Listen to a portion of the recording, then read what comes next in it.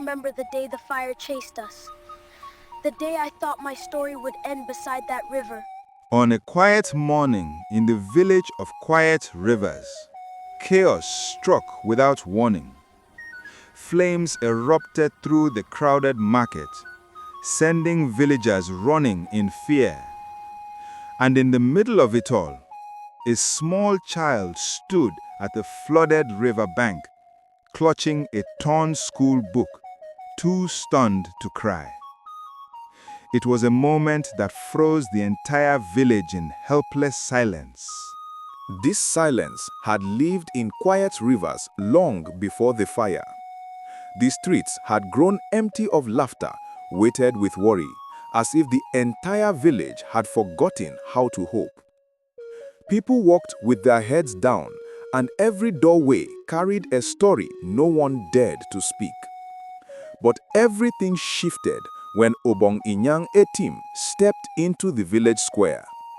His presence alone stirred the air, calm, firm, a quiet strength the people had long needed. Though fear lingered in their eyes, something in him encouraged them to lift their heads.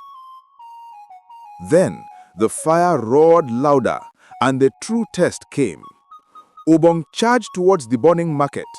Instead of panic, he ignited something else: unity. His voice cut through the chaos as he commanded the villagers to form a human chain.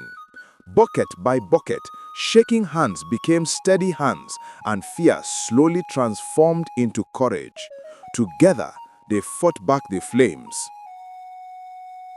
When the fire was finally defeated, the village found itself breathing differently. People began to speak again about their children, their work, their struggles, and the future they thought they had lost. And Obong listened, not as a ruler, but as a servant of his people. Day by day, the silence that once weighed on Quiet Rivers began to lift. And then one evening at sunset, something extraordinary happened. Children returned to the riverbank, laughing, splashing, living freely again. Their joy washed gently across the water, carrying hope back to the village. In that golden light, Quiet Rivers rediscovered its voice, and Obong's leadership found its true purpose, not in authority, but in the lives that rose because he chose to stand for them.